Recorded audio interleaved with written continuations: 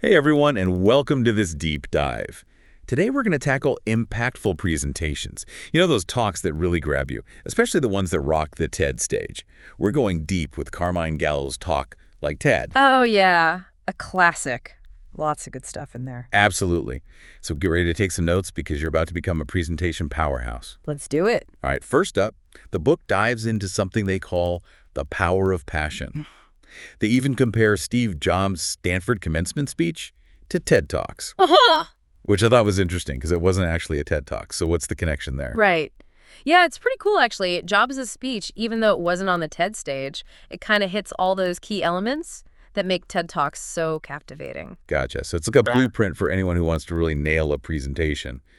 But is it really more than just, being enthusiastic up there? Yeah, I think so. The book talks about passion almost like a secret weapon for entrepreneurs.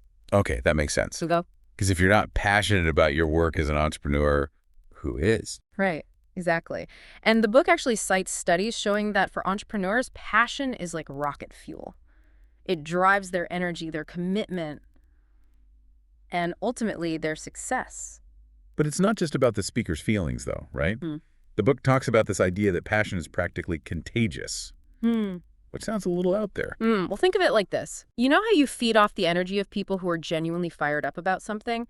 Their passion is kind of infectious. Yeah, yep. It's like you can't help but get caught up in their enthusiasm. And research actually shows that this mood contagion is a real thing.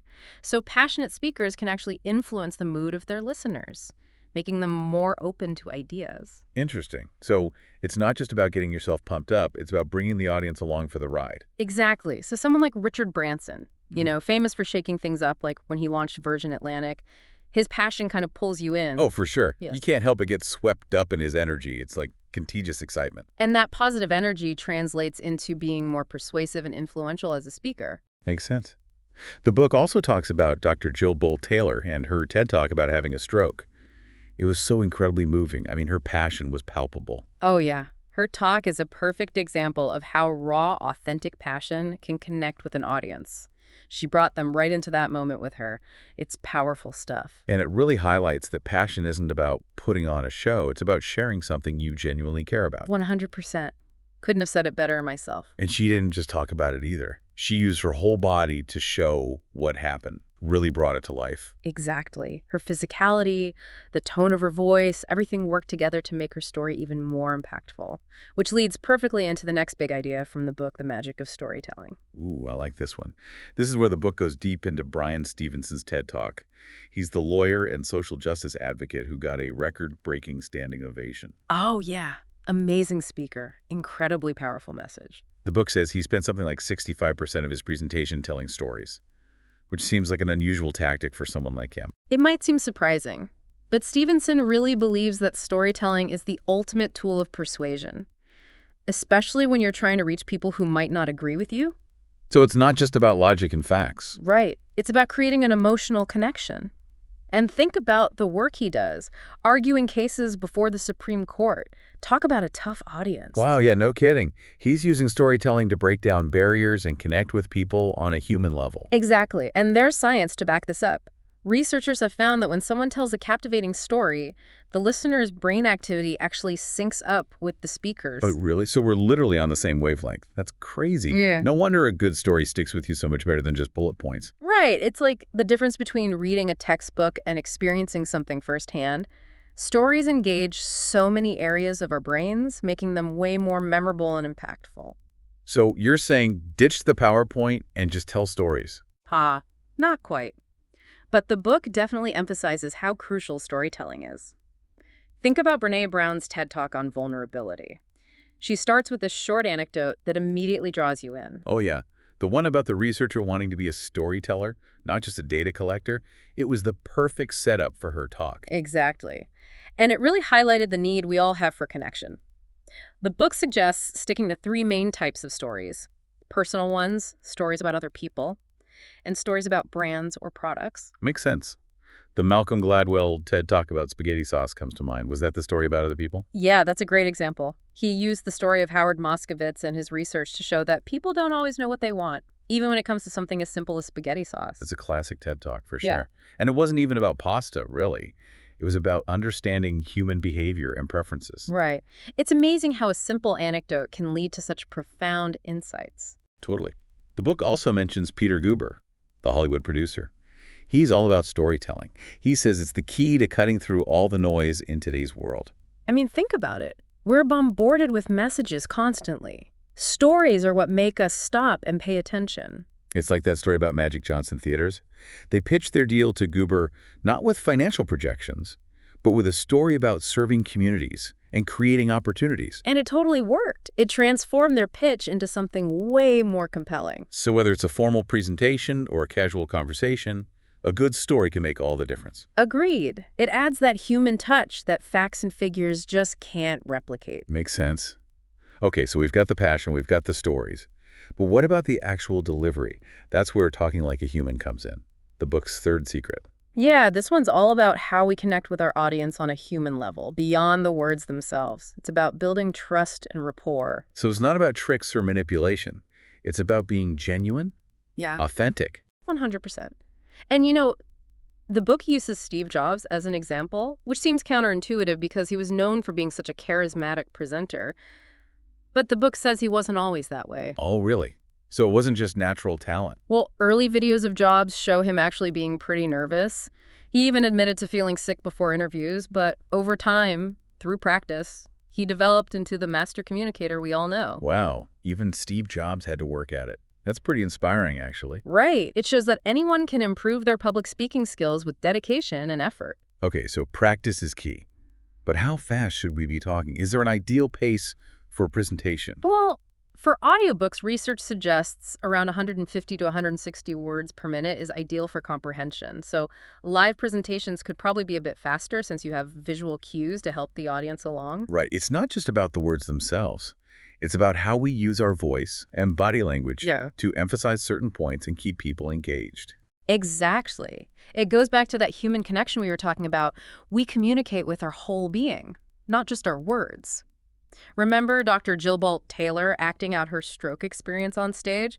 It was captivating. Oh, yeah, for sure. It was like he was reliving the experience right there in front of us. It was powerful. And it brought the science to life in a way that words alone couldn't have. Speaking of science, the book debunks that myth about the 93% rule of communication. Yeah. The one that says body language is like 93% of communication. Yeah, that's a misinterpretation of the research. The researcher who did that study actually said his findings were specific to certain situations and shouldn't be generalized. Words definitely still matter. So it's not about ignoring the words, but recognizing that how we say them, our tone, our body language, all of it plays a role in how our message is received. Absolutely, especially when it comes to things like projecting confidence and trustworthiness. The book even brings in some research from professional interrogators, which I thought was fascinating. Yeah, there's this study from the NSA where they analyzed recordings of criminal interrogations. They found that those visual and auditory cues were crucial for determining whether someone was being truthful. So even though the words are important, it's how we deliver them that can really make or break our credibility. It's like those leaders who command attention just by walking into a room. Yeah. It's their presence, their body language, their tone of voice. Right. The book talks about Colin Powell and his command presence. It's like he embodies authority. And they also talk about Jennifer Granholm, the former governor of Michigan. They call her style eager, nonverbal. It's like confident, but also approachable. Yeah. She uses open gestures, maintains eye contact. She even wears bold colors that make her stand out. It's really effective. The book even mentions Amy Cuddy and her research on power posing. The idea that even if you don't feel confident, adopting a powerful stance for a few minutes can actually boost your confidence levels. Yeah. It's amazing how our physical state can influence our mental state. It even mentions Tony Robbins and his pre-speech ritual. He jumps around, spins, pumps his fists, anything to get his energy up before going on stage. It sounds a little crazy, but I get it. It's about getting yourself into that right mindset. Exactly. And the book wraps up this section with Janine Shepherd, the former Olympian who, after a terrible accident, became a motivational speaker and pilot. Her TED Talk was so moving, especially when she used chairs on stage to represent her journey. It was such powerful imagery. She wasn't just talking about overcoming challenges, she was showing them. And that's what makes a great presentation. It's about finding creative ways to make your message resonate on multiple levels. So we've got passion storytelling, authentic delivery. What's next? Now we're going to delve into the power of novelty, the fourth secret from the book. And it all kicks off with a quote from Robert Ballard, the deep sea explorer. He emphasizes how important it is to offer something new in a presentation, something that the audience hasn't heard before. Okay, so it's not just about rehashing old ideas.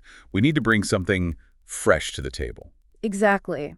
The book connects our brain's love for novelty to human survival. Think about it.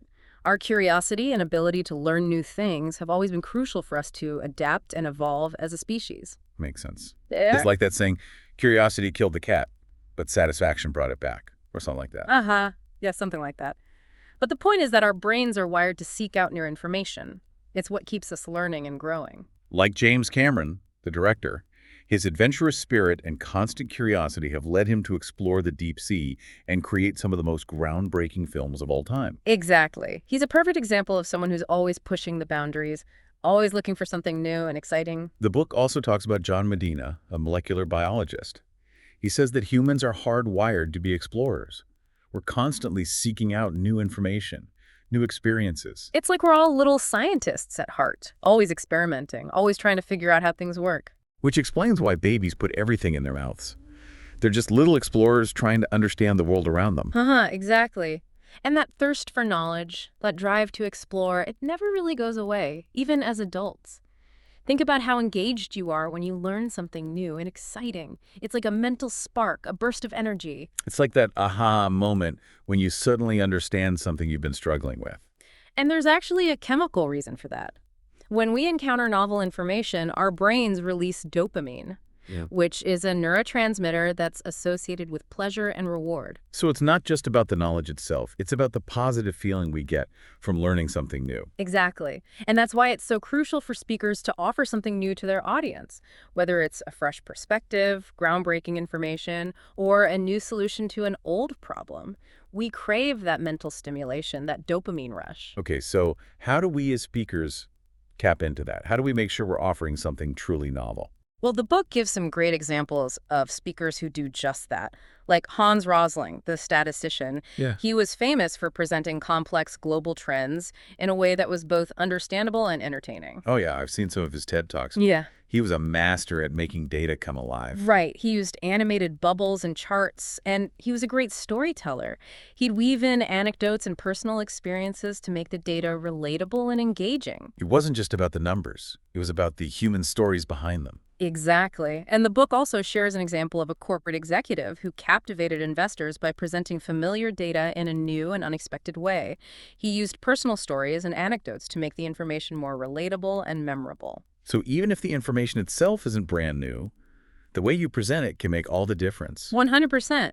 It's about finding creative ways to frame the information, to connect with the audience on a deeper level, and to make your message stick. And then there's Susan Cain, the author of Quiet. Her TED Talk on the power of introverts was groundbreaking. It was. She challenged conventional wisdom about extroverts being the only ones who can be successful leaders and communicators. It was such a fresh perspective, and it resonated with millions of people who identify as introverts. It made them feel seen and understood. Exactly. It's a great example of how challenging the status quo can be incredibly powerful. And the book ends the section with a quote from Charlie Rose, the interviewer. He said that the best conversations and presentations take you to ideas you'd never considered. Love that. It's about expanding your horizons, challenging your assumptions, and leaving you with a sense of wonder and possibility. That's what TED is all about, right? Sharing ideas that can change the world. Absolutely. It's about sparking curiosity, inspiring new ideas, and encouraging action. And it's not just about the live events, it's about the online platform that makes these ideas accessible to people all over the world. That's what's so amazing about TED. It's like a global community of learners, united by that thirst for knowledge and the desire to make a difference. It's a beautiful thing.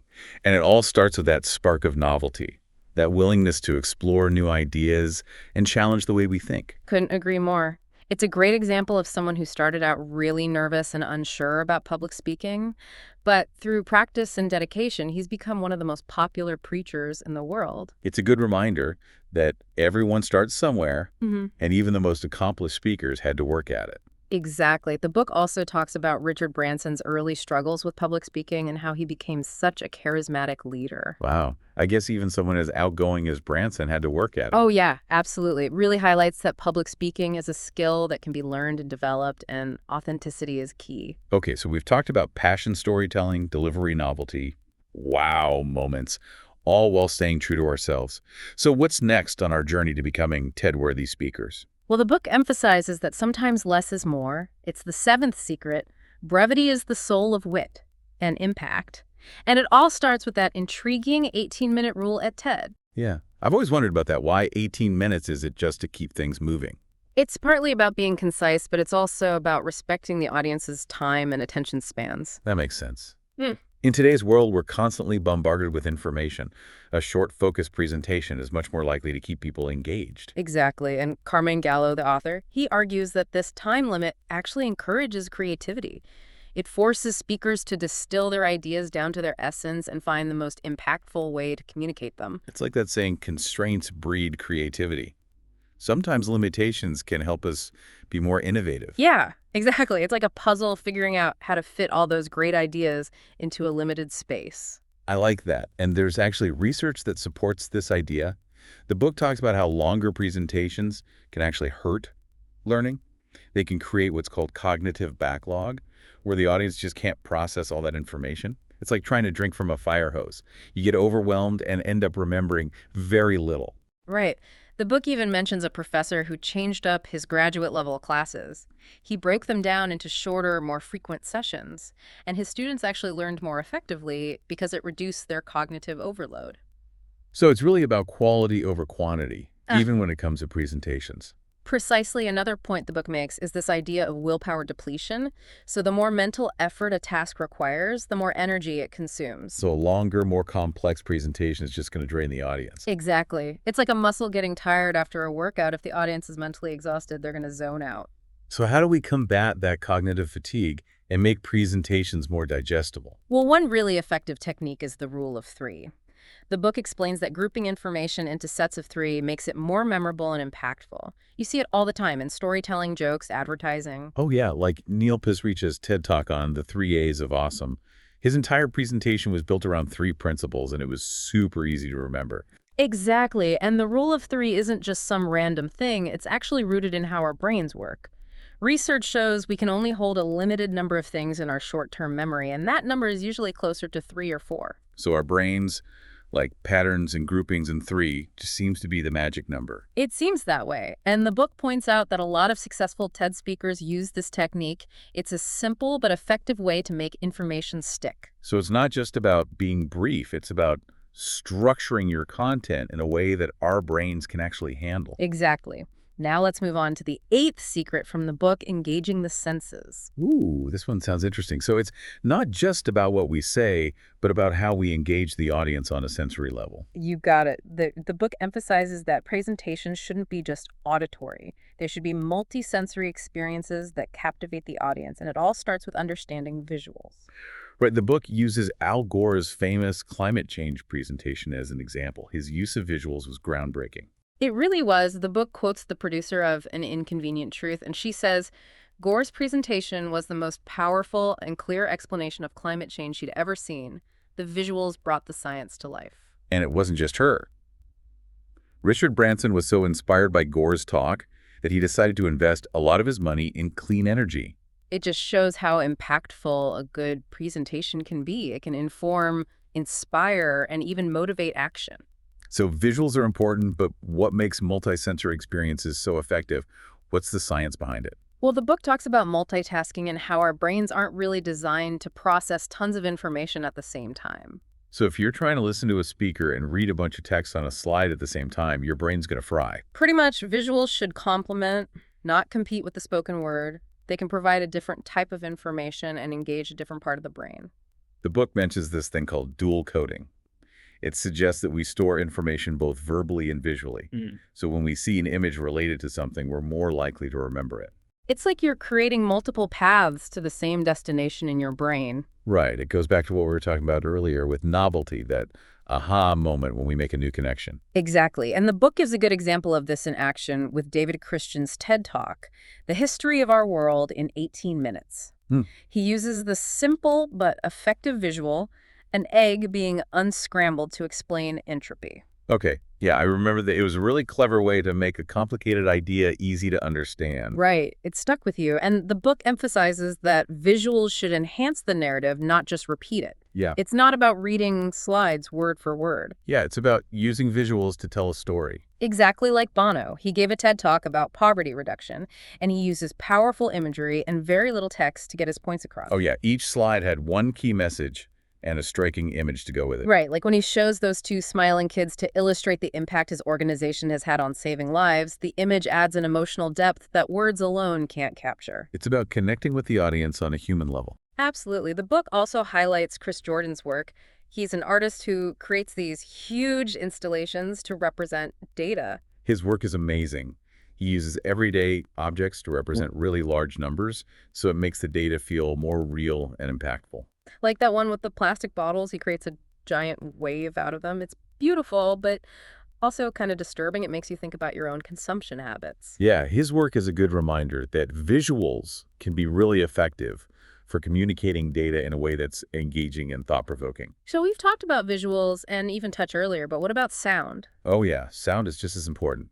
Lisa Christine gave a TEDx talk on modern-day slavery, and she uses her voice to create this really powerful experience for the audience. Right, she draws you in with her tone and her pacing, and then she combines those powerful words with haunting photographs. It's a multi-sensory experience that you don't forget. It reminds you that how you say something is just as important as what you say. Absolutely. And the book also brings up Janine Shepherd, the Olympian who became a pilot after her accident.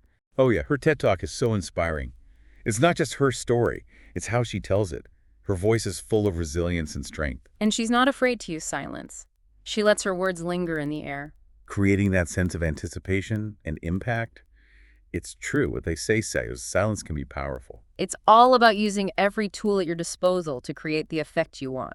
The book also talks about Roger Ebert, the film critic who lost his voice due to cancer. His TED Talk was so moving, he used multiple voices to deliver his message. It was so creative. It was a really clever way to work around his limitations. And then there's Amanda Palmer, the musician.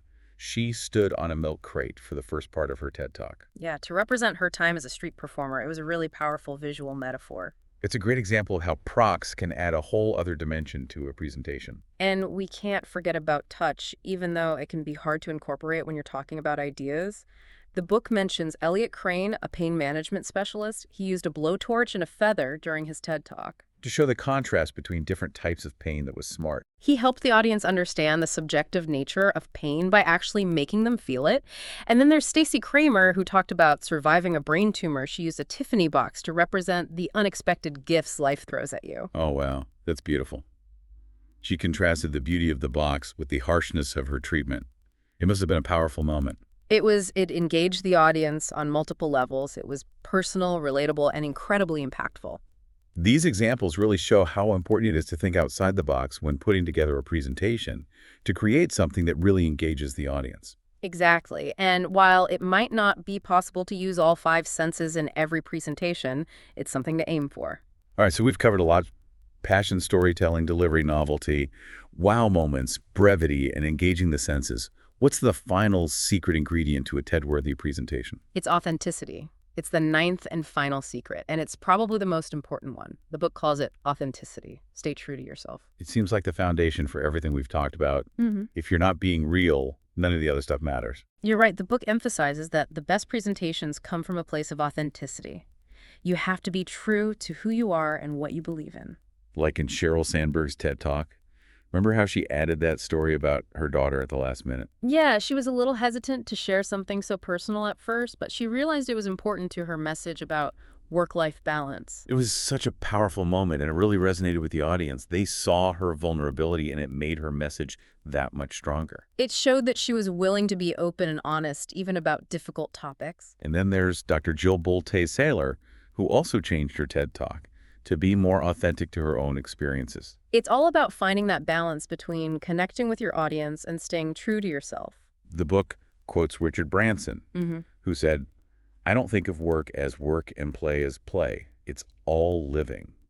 I love that it's about finding the joy in everything you do and letting that shine through. It's about being comfortable in your own skin and not trying to be someone you're not. I think a lot of people struggle with that, especially when it comes to public speaking. They feel like they have to put on a certain persona. Well, the book makes a great point about that when we try too hard to be someone we're not, it comes across as fake, and the audience can sense it. So it's about embracing your unique style and recognizing that your individuality is actually your superpower. Absolutely. The book encourages us to find our own lane, our own area of expertise and passion, and to just be ourselves. They use Joel Osteen as an example. Yeah. He's the pastor of that huge megachurch, and he was terrified of public speaking when he started out. Yeah, but he kept practicing, and he found his own style, and now he's one of the most popular preachers in the world. It's inspiring to hear that even someone like him had to overcome his fears. It shows that with the right mindset and approach, anyone can do it. Exactly. And the book also highlights Richard Branson's journey. Remember, he was really nervous about public speaking at first, but he transformed himself into this charismatic and confident leader. It's a good reminder that public speaking is a skill, and like any skill, it can be learned and developed. You just have to start by being true to yourself and letting your passion shine through. That's what makes a TED Talk unforgettable. Yeah. It's not just the information, it's the connection, the authenticity, the passion that the speaker brings to the stage.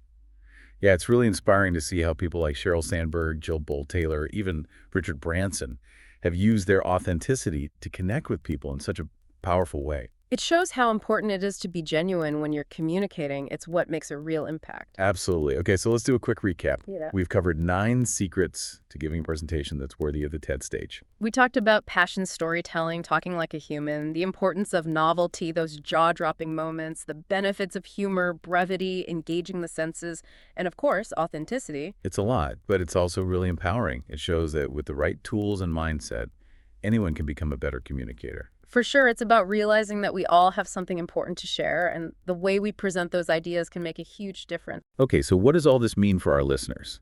How can they take these principles and actually apply them to their own presentations? I'd say it starts with figuring out what you're passionate about. What are you really excited about? What stories can you tell that your audience will connect with, and what unique perspective do you bring to the table? It's about finding your own voice, your own story, and then using these techniques to make it shine. And don't be afraid to try things out. See what works for you and keep practicing. Public speaking is a skill. It takes time and effort to get good at it. Yeah, and remember, in a world where everyone's constantly bombarded with information, the ability to communicate clearly, concisely, and authentically is more valuable than ever. So what will you say to make your ideas stand out? What message do you want to share with the world? That's the question we'll leave you with for today.